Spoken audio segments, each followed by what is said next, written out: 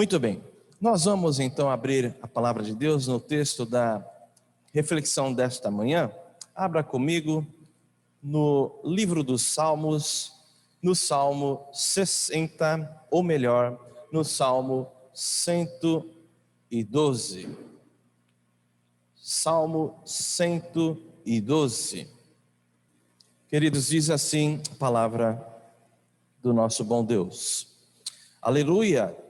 Bem-aventurado o homem que teme ao Senhor e se compraz nos seus mandamentos. A sua descendência será poderosa na terra, será abençoada a geração dos justos. Na sua casa há prosperidade e riqueza, e a sua justiça permanece para sempre. Ao justo nasce luz nas trevas. Ele é benigno, misericordioso e justo. Ditoso o homem que se compadece e empresta. Ele defenderá a sua causa em juízo. Não será jamais abalado, será tido em memória eterna. Não se atemoriza de más notícias, o seu coração é firme, confiante no Senhor. O seu coração bem firmado não teme até ver cumprido nos seus adversários o seu desejo. Distribui, dá aos pobres, a sua justiça permanece para sempre e o seu poder se exaltará em glória. O perverso vê isso e se enraivece, range os dentes e se consome. O desejo dos perversos perecerá. Até aqui, queridos irmãos. Muito bem, à luz desse texto edificante, maravilhoso, que alegra, fortalece o nosso coração e a nossa fé, gostaria de refletir com vocês sobre a bem-aventurança daquele que teme ao Senhor. Queridos irmãos, logo de início, logo de partida, eu quero lhes dizer que aquele que teme ao Senhor é bem-aventurado. Se você teme ao teu Deus, independentemente das lutas, das tribulações, das frustrações e perdas, eu quero lhe dizer porque a palavra do Senhor, as sagradas escrituras afirmam que você é abençoado, você é bem-aventurado. Vejam só, amados, o salmista aqui, neste Salmo 112, ele contrasta a bênção daquele que teme ao Senhor com o infortúnio do ímpio. Contrasta a vida de paz, liberdade, a vida de esperança do crente com a cólera, os maus desígnios dos ímpios. Se você perceber, o versículo primeiro é um contraste do versículo 10.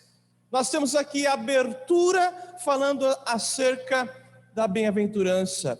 E no final do Salmo, no seu último versículo, o infortúnio do iníquo.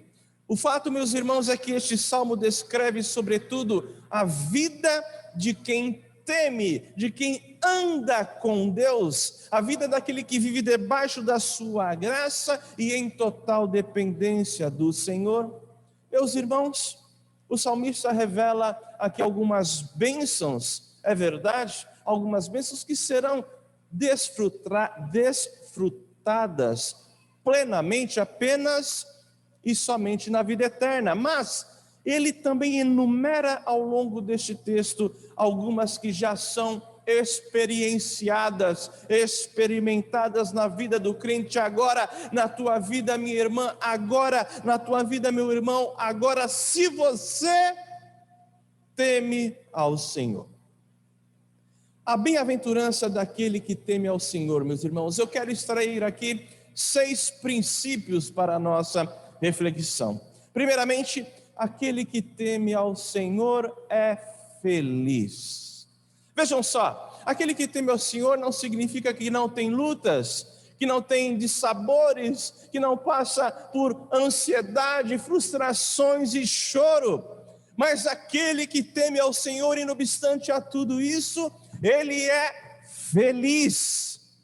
Meus irmãos, nós vemos a cada dia as pessoas, vamos ser sinceros, procurando a felicidade nas coisas deste mundo. Esta semana ficamos ali impactados, de queixos caídos, quando foi noticiado um senador com dinheiro nos fundilhos, muito provavelmente dinheiro fruto de corrupção, e tudo isso porque as pessoas buscam a felicidade desta maneira tão baixa, tão vil, tão vergonhosa. Meus irmãos, por outro lado, não tão criminosa assim no mundo material, mas sim deletéria no mundo espiritual, você vê pessoas globais querendo a glória, não é mesmo? Querendo as luzes da ribalta, o que não é, por exemplo, o que vem a ser, se não exatamente isso, o Big Brother Brasil, os reality shows, que na verdade estão na moda porque enaltece o indivíduo. Por outro lado, você vê modelos internacionais buscando a fama, mas muitas delas perdendo as suas vidas por anorexia. Esses valores, enfim, irmãos, alguns criminosos, outros não criminosos segundo a lei dos homens, mas que revelam uma pobreza espiritual, uma corrupção da alma e do espírito. O fato, queridos, é que esses valores que nós estamos aqui tipificando são valores da Babilônia, valores que não enaltecem, valores que enaltecem somente o orgulho, somente o egoísmo humano. Mas a Bíblia diz que aquele que teme ao Senhor, esse sim, esse é feliz. Versículo 1 diz: aleluia, bem-aventurado, ou seja, muito feliz o homem que teme ao Senhor e se compraz nos seus mandamentos. Irmãos, como isto é sensível, como isto é profundo. O que vem a ser temer a Deus? Temer a Deus não é apenas confessar que Ele existe. Isso está ainda muito longe de traduzir um temor sincero. Muitas pessoas que foram criadas na infância, na igreja, mas se desviaram quando entraram na adolescência e hoje estão aí com 60, 70, até 80 anos, quando ouvem um saudoso hino, enquanto sua mamãe, sua vovó, em sua infância, levaram-no na igreja. Essas pessoas choram por ouvir, por exemplo, Santo, Santo, Santo. Mas será que esse choro é de fato um choro de quem teme ao Senhor? Meus irmãos, temer ao Senhor é amar os seus mandamentos, é ter prazer, é se comprazer em andar, em obedecer a Deus. Para o crente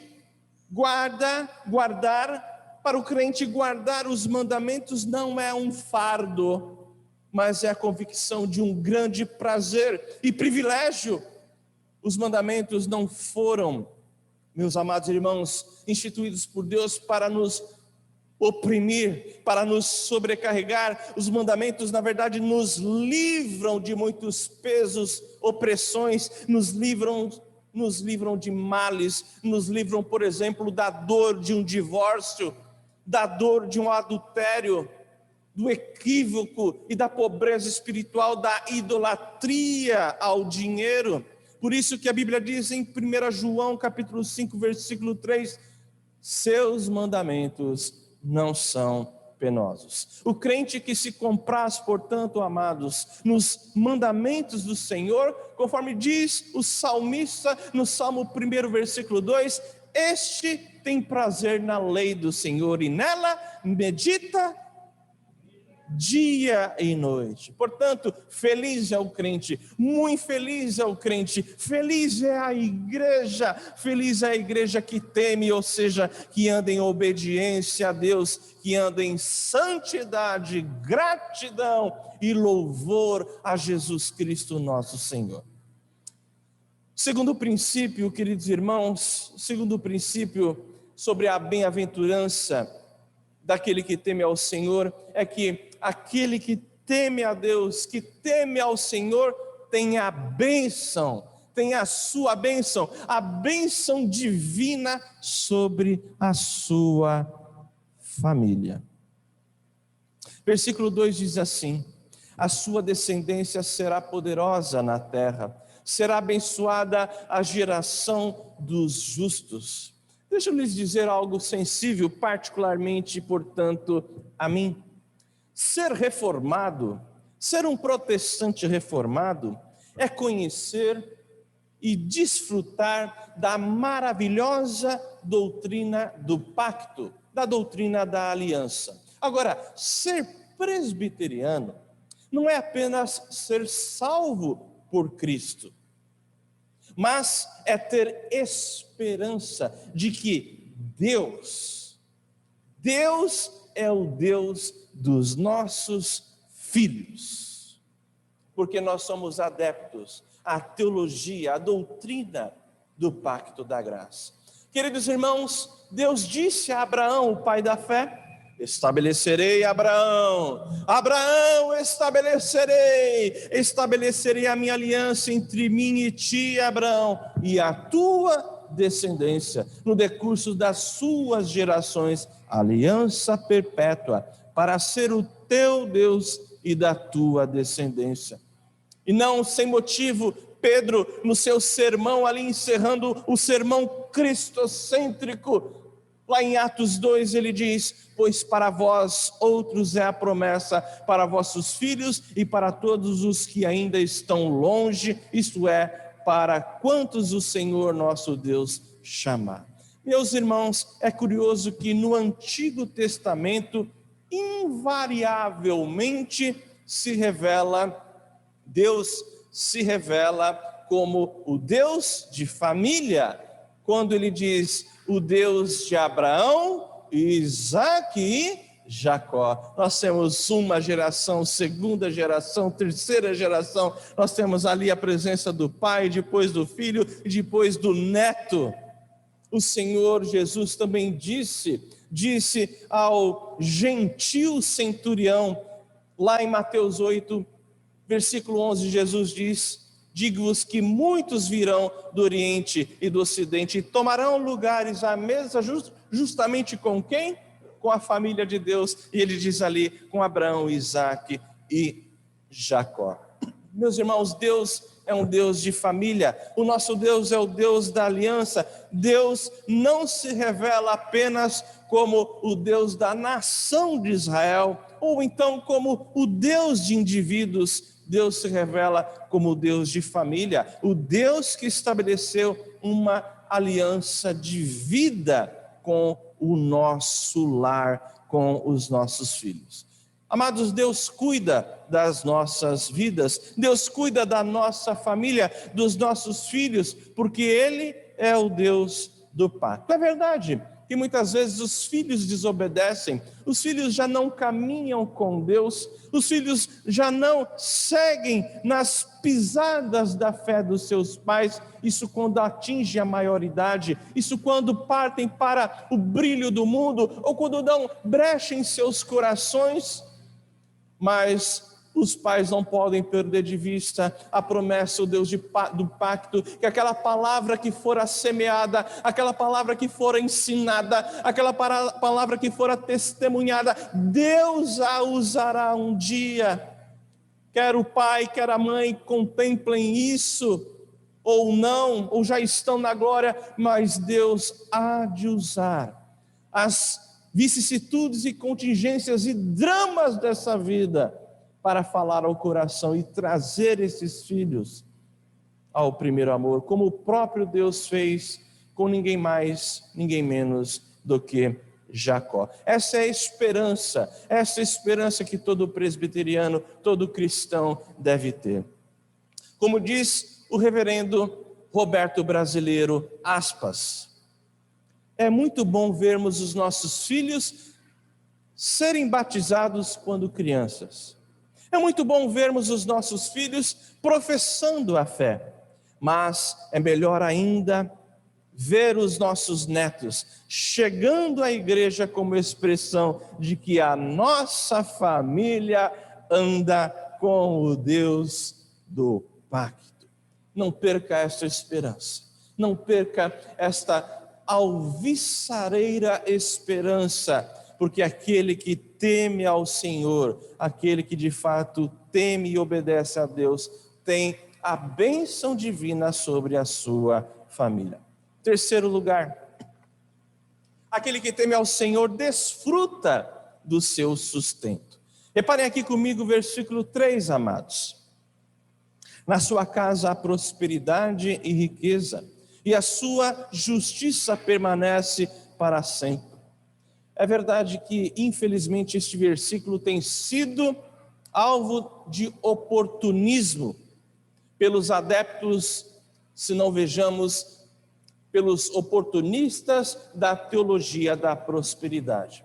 Nós devemos entender que a igreja neotestamentária, que a igreja da nova dispensação, nós devemos entender que em Cristo nós somos riquíssimos, que em Cristo nós somos prósperos. E é interessante observar aqui o paralelo entre o Salmo 127, você não precisa abrir, mas o paralelo entre o Salmo 127 e o Salmo 128, que narra aqui um paralelo sobre o sustento de Deus. Diz assim no Salmo 127, versículo 2: aos seus amados ele o dá enquanto dorme. Agora vejam só o Salmo 128, o Salmo subsequente diz assim: do trabalho de tuas mãos comerás. Percebam então que nós temos aqui o paralelo da providência de Deus, da sua fidelidade na vida do crente,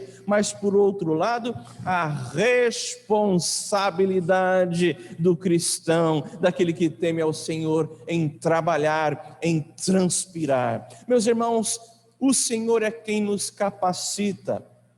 Ele é quem nos dá força, inteligência e saúde para o trabalho, para ir atrás do digno sustento. Mas é Ele também que abre as portas para o nosso sustento.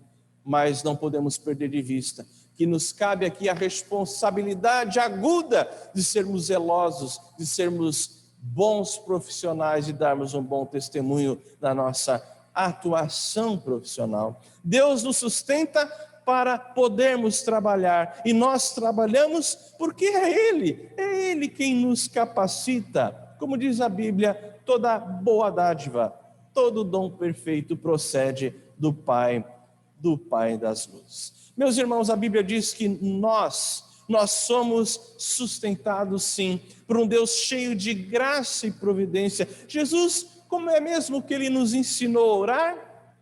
Ele diz lá em Mateus 6, o pão nosso de cada dia nos dá hoje. O sustento de Deus, ele é diário. Nós não podemos ser roubados, assaltados pela ansiedade de querer resolver todos os problemas da nossa vida e ter todo o sustento do dia de hoje e doravante. Não, nós temos que entender que trabalhando com seriedade, temendo ao Senhor em sua fidelidade, Ele entra com providência e sustento, pois Jesus diz que a cada dia o Senhor levanta aos seus servos o seu pão. Como Davi disse no Salmo 37, fui moço e agora sou velho, porém jamais vi o justo desamparado, nem a sua descendência a mendigar o pão. Meus irmãos, quantos exemplos nós temos na Bíblia do sustento de Deus na vida do seu povo. Por exemplo, aquela geração ímpia, sim, aquela geração ímpia no deserto, aquela geração, mesmo em meio a tanta incredulidade, foi sustentada pelo braço do Senhor, quando viu água brotando da rocha, maná caindo do céu, cordonices vindo, coluna de fogo, coluna de nuvem, sandálias que não se gastavam.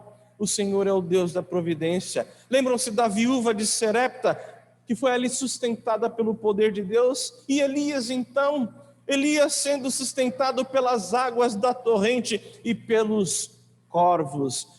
Meus irmãos, a nossa prosperidade e a nossa riqueza é saber e desfrutar que nós temos um Deus que cuida dos seus filhos. Por isso o dízimo é na prática um testemunho. Ele é na prática o reconhecimento muito prático e real de que o Deus da graça nos sustenta. Se você dizima, é porque Deus tem te sustentado.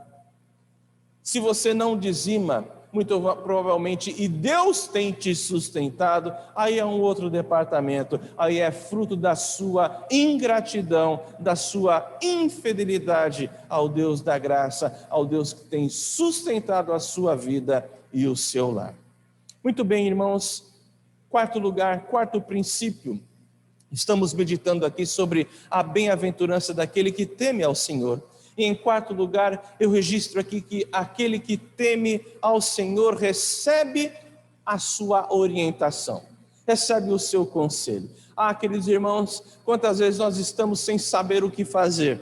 Se vamos para a esquerda, se vamos para a direita, muitas vezes perdidos, sem saber que caminho escolher, que decisão tomar. A Bíblia diz para nós não confiarmos em nós mesmos. A Bíblia diz, Provérbios 14, 17, há caminho que ao homem parece direito, mas ao cabo dá em caminhos de morte.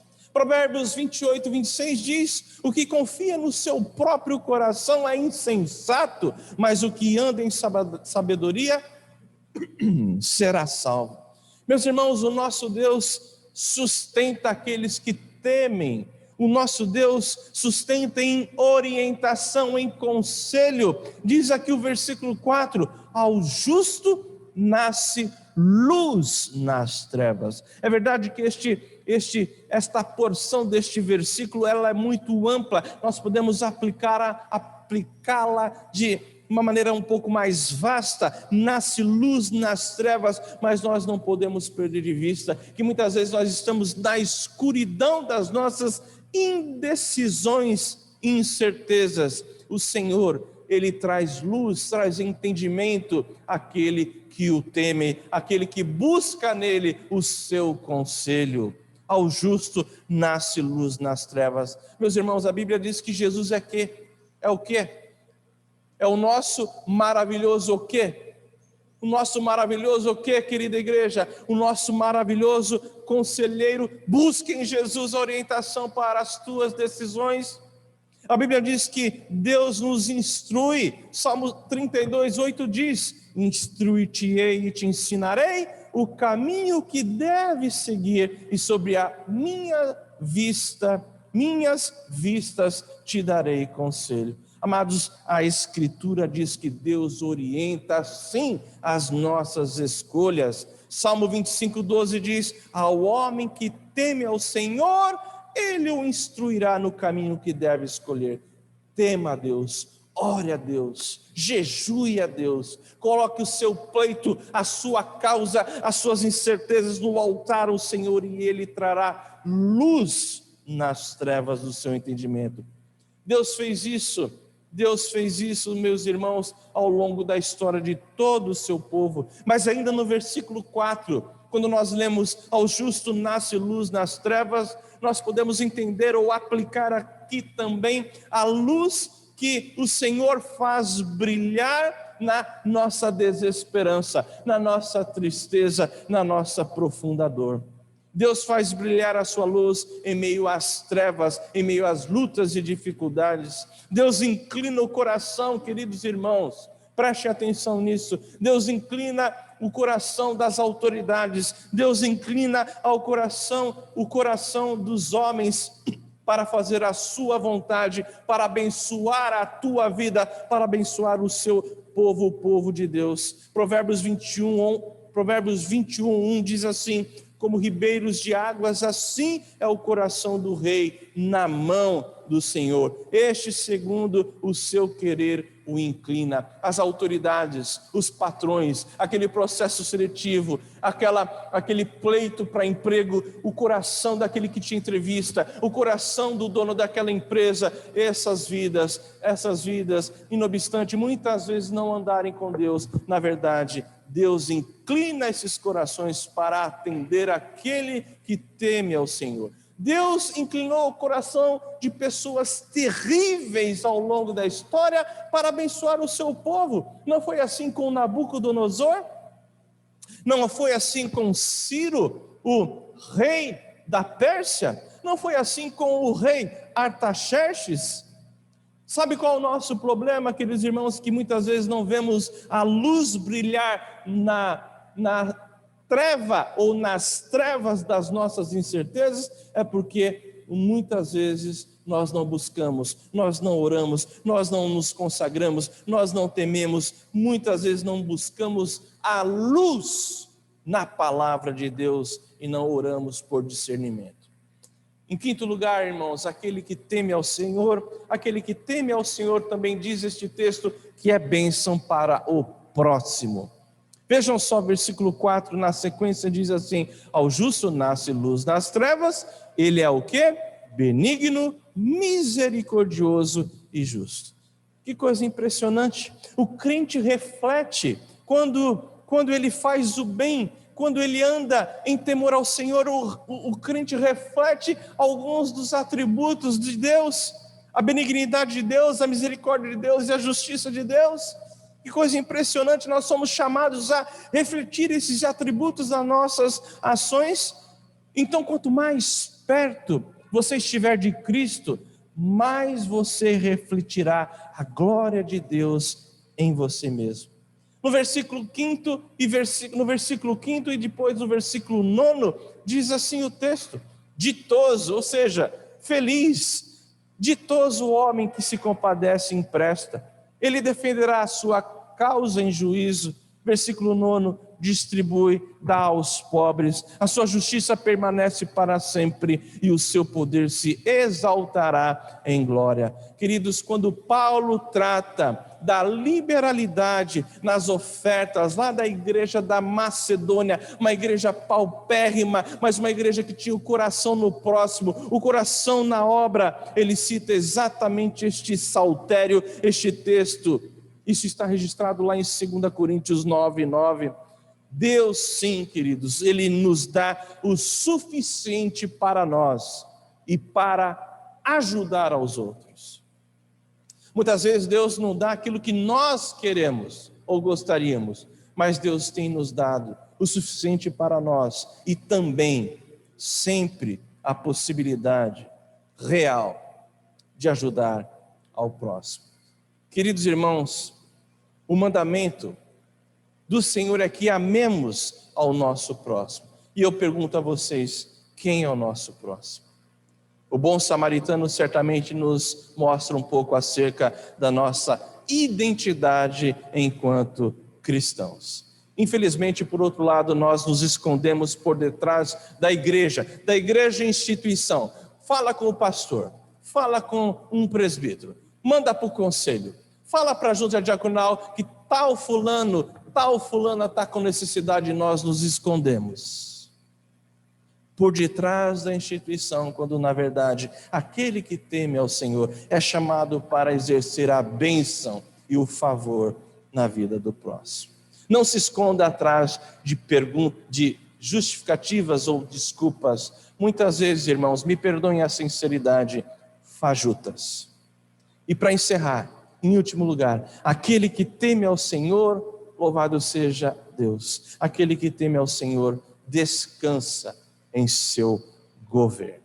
Nada está fora do alcance e do domínio do teu Deus querido, do teu Deus, querida irmã. Versículo 7 diz assim: não se atemoriza de más notícias. E vivemos numa época de muitas más notícias, não é mesmo? É pandemia, é desemprego, é luto, é morte, é vírus. não se atemoriza de más notícias, o seu coração é firme, confiante em Yahvé, confiante no Senhor. Queridos, isso não significa que o crente não sofre, que o crente não padece, que ele não tem medo, que ele não passa por ansiedade. Não significa isso, mas significa que as más notícias não irão nos dominar, não irão nos afundar. O coração do crente está firme, diz as Sagradas Escrituras, porque ele sabe que Deus é soberano sobre a sua salvação, que nada o afastará do amor de Deus, este amor que foi selado em Cristo Jesus. Nada roubará a tua salvação, a tua comunhão com Deus. Portanto, o seu coração pode e deve estar firme em Yahvé, em Jesus Cristo, Senhor da glória. O crente, na verdade, o coração do crente está firme, porque ele sabe que Deus é soberano sobre o livramento. Deus pode livrar, muitas vezes Deus livra mesmo, outras vezes Deus não livra, mas o seu consolo, a sua bênção sempre é contínua na nossa vida. Lemos agora há pouco, durante a liturgia do culto, o texto lá de Daniel. Responderam Sadraque, Mesaque e Abdinego, lá em Daniel capítulo 3. Responderam assim ao rei: se o nosso Deus, a quem servirmos, quer livrar-nos, ele nos livrará da fornalha ardente e das tuas mãos, ó rei. Se não, se Deus não nos livrar do desemprego, do vírus, do pranto, não serviremos a teus deuses, ó rei, nem adoraremos a imagem de ouro que levantaste, porque nós tememos a Jesus Cristo nosso Senhor, e portanto aquele que tem o seu coração em Cristo está firme e não teme as más notícias. O coração do crente está firme porque ele sabe que se Deus não o livrar, ele, pelo poder do Espírito Santo, o confortará. Não foi assim na morte de Estevão? Diz lá Atos 7,55, Estevão, cheio do Espírito Santo, fitou os olhos no céu e viu a glória de Deus e Jesus que estava à sua direita. É o consolo especial, é o consolo sobrenatural do Deus fiel, de um Deus soberano. O coração do crente, amados, está firme porque ele sabe que Deus é soberano para ensinar através da dor. Essa foi a experiência de Jó, que disse através de muita dor e sofrimento: bem sei que tudo podes, e nenhum dos teus planos pode ser frustrado. Eu te conhecia só de ouvir, mas agora os meus olhos te veem. Em meio à dor e sofrimento, Jó teve essa experiência de que o Senhor estava ministrando e ensinando em meio à dor. Por isso que nós podemos, pela fé, falar como Paulo: sabemos que todas as coisas cooperam para o bem. Não entendemos todas as coisas, não compreendemos todas as coisas, mas sabemos pela fé que todas elas cooperam para o bem daqueles que amam a Deus, daqueles que são chamados segundo o seu propósito. Paulo nunca disse que todas as coisas são boas em si mesmo. O vírus não é bom, a pandemia não é boa, o desemprego não é razoável, muito menos bom, mas em todas essas coisas, sobre aquele que teme ao Senhor e anda nos seus caminhos, todas essas coisas hão de cooperar para o nosso bem, para o benefício da nossa fé. Por isso, no tocante a mim, como diz Davi, confio na tua graça, alegro o meu coração na tua salvação, cantarei ao Senhor louvores, porque o Senhor me tem feito muito, muito bem. Que Deus os abençoe, que nós possamos registrar essas verdades, sabendo que aquele que teme ao Senhor é feliz. Aquele que teme ao Senhor tem a bênção sobre a sua família, ele desfruta do sustento divino, ele recebe a orientação do Pai Celestial. Aquele que teme ao Senhor, ele é bênção na vida do seu próximo. e aquele que anda e teme a Deus descansa no seu governo. Que Deus nos ajude. Fiquemos em pé, queridos irmãos. Fiquemos em pé, amada igreja, para encerrar o nosso culto. Oremos. Senhor, que essas verdades, que nós sabemos muitas vezes na nossa mente, mas no coração, na prática, temos dificuldades de viver por meio delas, de descansar e fazer sossegar a nossa alma nelas. Ó Deus, venha quebrar toda dureza, toda incredulidade, toda frieza, toda tristeza, enxuga a lágrima daqueles que temem ao Senhor, traz sobre nós, ó Deus, uma restauração, um renovo espiritual, para que de fato possamos andar no temor do Senhor, sabendo que somos muito, mas muito felizes, porque temos o Senhor como nosso Deus, porque temos o Senhor enquanto o nosso Pai Celestial e a Jesus Cristo, o nosso melhor amigo, o nosso Redentor, o Senhor da glória. Abençoa a tua igreja, em o nome de Jesus, ó Pai. E amados irmãos, que a graça de Jesus, a graça maravilhosa e abundante de Jesus Cristo, Senhor da glória, que o amor de Deus, esse Deus bondoso, esse Deus generoso, o Deus da providência, e que o consolo, o conforto espiritual do Espírito Santo repousem sobre vós, benditos do Senhor desde agora e para todos sempre. Amém.